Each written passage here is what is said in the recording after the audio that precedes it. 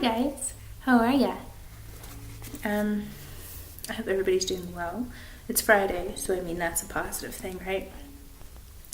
I had my first final today. It actually went better than I think it did, but we'll see when the grade is posted, right? Are you guys in finals? Are you in college? Are you in high school? If you're in finals week, I am with you. I hear you. I'm sorry, but we'll get through this. If you're in high school, you still got a little bit of time, but hang in there. Hang in there. So because I'm celebrating kind of my first final, I really only have 3 in-class finals, and I have 1 online. My class load this semester was a lot later because I took summer classes. So I have one of the finals out of the way, and that's exciting. So I just wanted to sit down and just have a chit chat with you, right? This is a book talk. I finished a book in April, but I haven't really had the chance to talk about it because of finals and because of a whole bunch of life things that have been going on.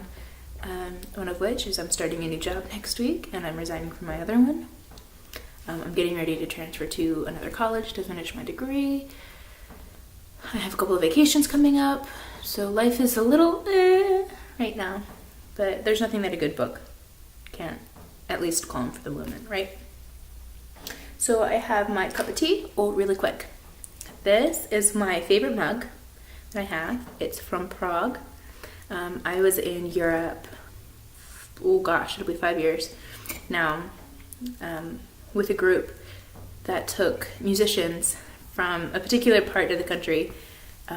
They have different tours for different areas, and they took us to different countries in Europe. So I was in Austria, Germany, the Czech Republic, and I spent a morning in Bratislava. And I want to go back very bad. So technically I bought this mug for my dad, but I think I use it more than he does.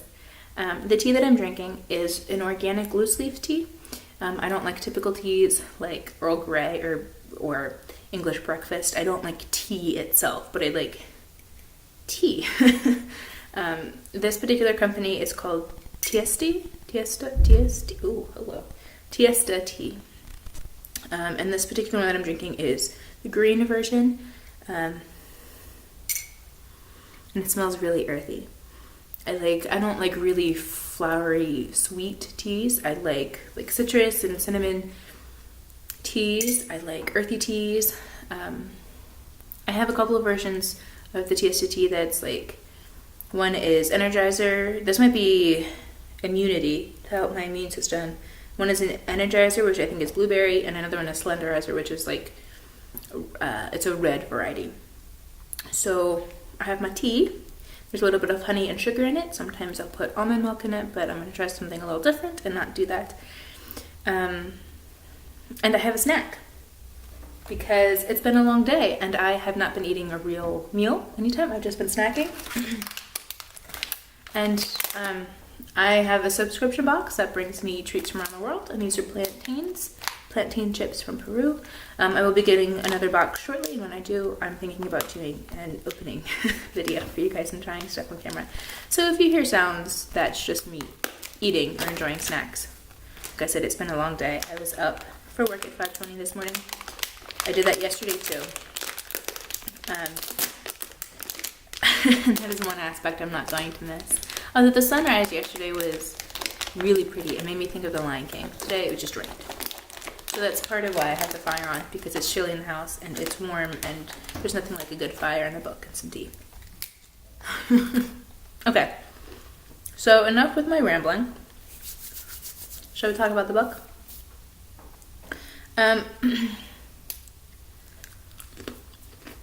This book, excuse me while I'm eating. My Nana and my mom are kind of the people that I listen to for books. I consider them like magic people, where when you listen to them talk and just their personas and their attitudes invokes the sense of a magical view of the world, and I love it. And so last year before Christmas, oh no, it was 2 years ago. I was sitting with my mom and my nana at a local Barnes & Noble store. And they were just talking about books. My nana happened to mention this book, and she was talking about the story, and it's a concept that just really intrigued me. And I said that, well, I asked for it for Christmas then. Because if my nana says a book is good, well, then I'm going to like the book, right? Oh, the fireplace went off. That's okay. But it took me a good year and a half to read because I have a habit of buying things and asking for things and not getting around to doing them for like another year. And I apologize for the echo. Excuse you. The ceilings in my living room are really high. So, but anyway, this book is The Wonder of All Things by Jason Mott. Jason Mott is the author who wrote The Returned TV. Well, he wrote the book, The Returned, which is now a TV show. The Wonder of All Things. So,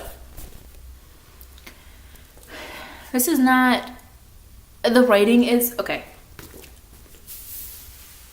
In terms of the writing, it's light, but in terms of the story, it's complicated. It deals with a very philosophical issue that I think, I like philosophical questions, and I like things that deal with philosophical dilemmas. I don't know if I've mentioned this before, but I'm a writer, obviously through my blog, but I also like to write fictional stories. And there's a story concept about that would be set in a dystopian future, figuring out the idea of soulmate. And do we actually have a soulmate? Or are we just supposed to be in a relationship at a particular time for a particular reason? That kind of concept. But anyway, so this story focuses on the idea of the duty of saving somebody's life. And not just in terms of firefighters and policemen and EMT workers, in terms of individual duty. The main character, I forget her name. How do I forget her name? Ava. Ava has an ability where if she touches somebody and thinks about healing them, they're healed. Which is awesome, right? Like, that's an awesome concept. But every time she does that, her body dies. And so throughout the book, it's analyzing where it analyzes the different approaches to that.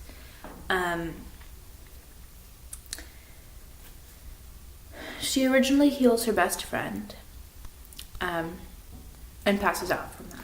And so everybody was like, oh, that's so awesome. And then they brought all of their quandaries to her, all of their issues, all of their physical problems. And somebody even brings a mental issue to her, saying that what she's done is a miracle and a gift from God, and she should use it for everybody. And when they hear that every time she does that, she gets sick, they still claim that it's her duty to do it because it's a gift that needs to be shared with the world. But yet at the same time, she's dying. And she's aware that she's dying. And so this concept is so cool to me because when I first heard this story, this plot, I, in my head, was like, no, duh, I would obviously save people. But after reading this book, it's a little bit more complicated. Because it's not that I don't want to save people. It's more, do I want to live? That sounds like you're a bad person saying that you would rather live over saving somebody's life, but I don't know. I would love to hear your thoughts on that. I think it's definitely interesting because, like, I believe in miracles. And I believe that incredible things can happen. Maybe an incredible thing being that somebody just has the ability to save other people. But then then I think, well, then they should help save other people.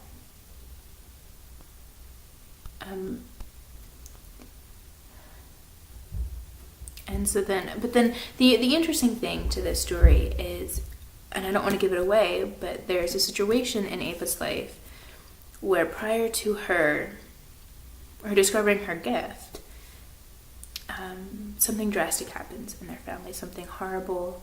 And after she discovers the gift, she wants to know if she could have done anything about it. And I think a gift like this can really mess with somebody's conscience. Not just because of the duty of should I or shouldn't I help somebody, but the could I have? Could I have saved somebody's life who meant a lot to me? I think, I don't know. I like things that make me wrestle with something that's deep in my conscience, something that's I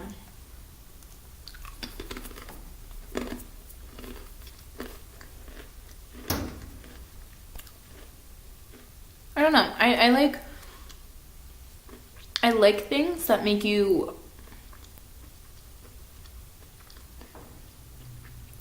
reevaluate what it is that is important to you. For example, I took a religions class last semester, which I really, really liked, but it definitely challenged a lot of my perspectives and a lot of my beliefs. And I think that's very, very important. I took a philosophy class prior to that, which did the exact same thing. And I think it's so important that what we have, like the belief systems that we have and the ideologies that we support, I think it's very important that they're challenged.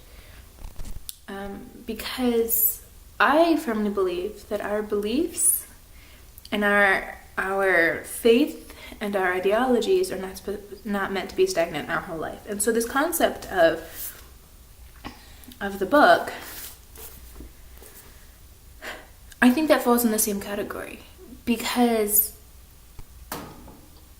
you might think that you'd be willing to save somebody and put your life on the line to save somebody, but when it comes down to it, after reading this book, my thoughts are completely jumbled about the situation because of the complexity of the situation. And the fact that my initial to my post thoughts are very different, to me, is a statement just to how absolutely important this belief is. I think it's so crucial to the very nature of being human. To want to do good things for other people, but at the same time, we're incredibly selfish. And I think this book brings that very much into light. It's a very, very good book. Now, part of my book talks that I want to do is not just evaluate and dissect the plot and the story, but to also look at the writing. The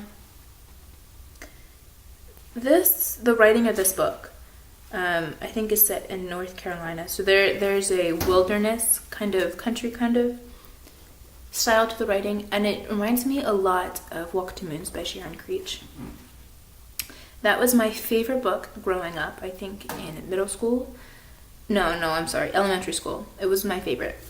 And then I read Jane Eyre when I was a 7th grader, and then the rest is history. But Walk to Moons has the exact same kind of wild feel to it. Let me see if I can find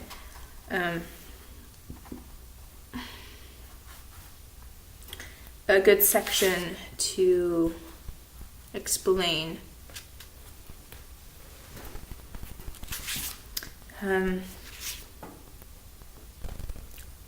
Oh my goodness. I'm not going to be able to now.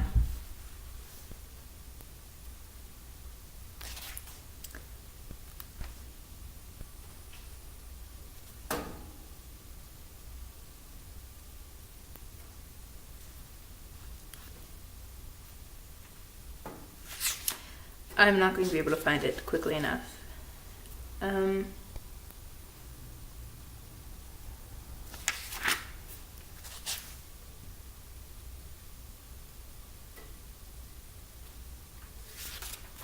Here's probably a good section.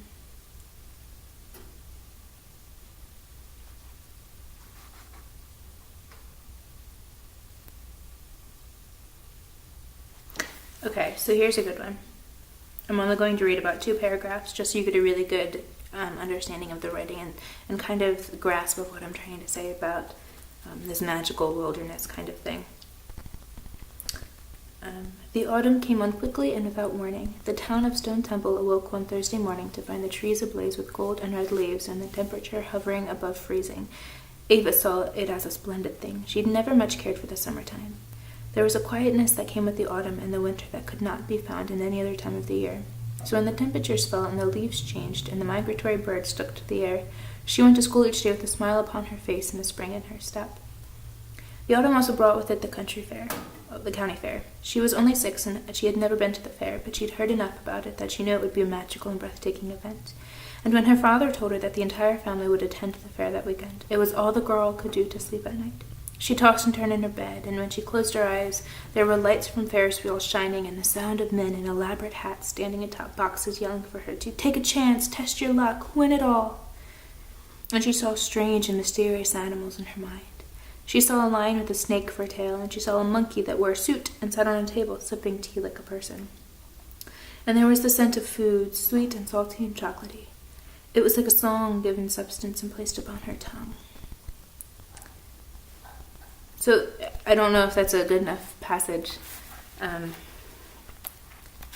but it's just the writing evokes the sense of mountains and mystery and magic, and if you know the book Walk Two Moons, you'll know what I mean.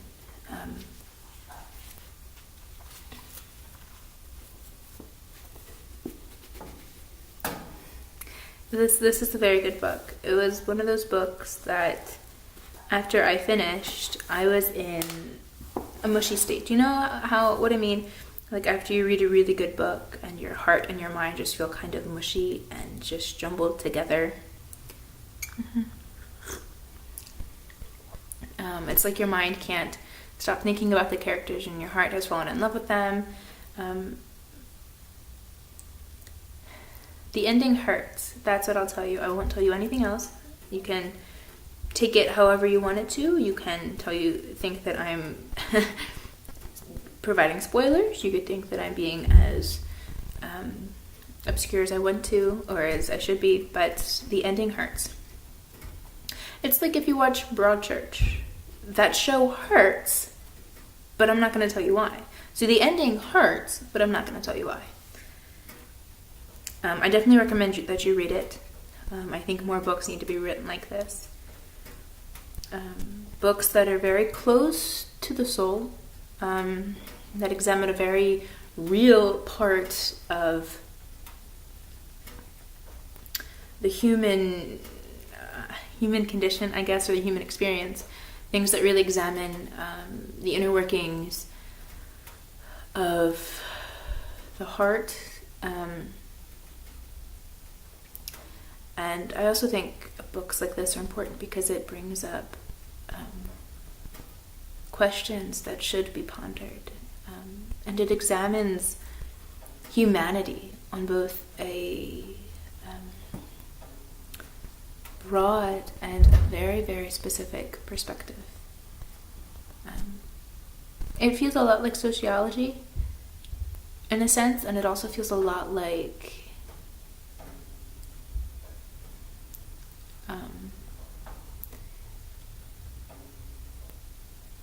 psychology, maybe. No, I am a psychologist studying to be one, and I like studying people. I like trying to understand the why and the how and the what. So this book, it hurts, but it's a book that is very important to me. And it's going in a pile of books, including I Am Malala by Malala Yousafzai, or A Long Way Gone by Ishmael Beah, or Brain on Fire by Susanna Cahalan, and when I finish it, The Diary of Anne Frank and The Boy in Striped Pajamas. All of these books that are powerful and poignant and incredibly, incredibly important. I feel like that's quite a big ramble to explain a very small little book. But I think it's books like that that pack the most punch. Books that are small and relatively lightly written, but so powerful. I would love to know if there's any books like that that you've read or that you recommend.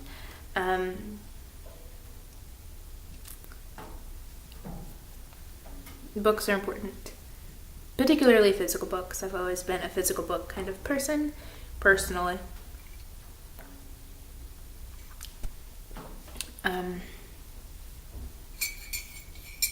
I think there's something really awesome in hearing the pages crack open and folding the little corner sound. I know you're not supposed to do that, I'm sorry, but I do. And the incredible feeling of holding a finished book in your hand after you've read it, going from front cover to back cover, and then being able to say, I've read that. A little habit I used to have when I was much younger is when I was starting a book, I would flip all the way to the back page and read the very, very last word. It was almost like a sense of, I don't know what that word means. I don't know the setting of that word. I don't know the situation. But I know the last word. And I've always been reading physical books. And I hope more people do in the future. It will be a very, very sad day when physical books are no longer printed. But that's just my own personal opinion. Everybody's entitled to their opinion, I guess. Anyway, thanks for sitting and chatting with me. Again, I hope finals go well for those of you that are taking them.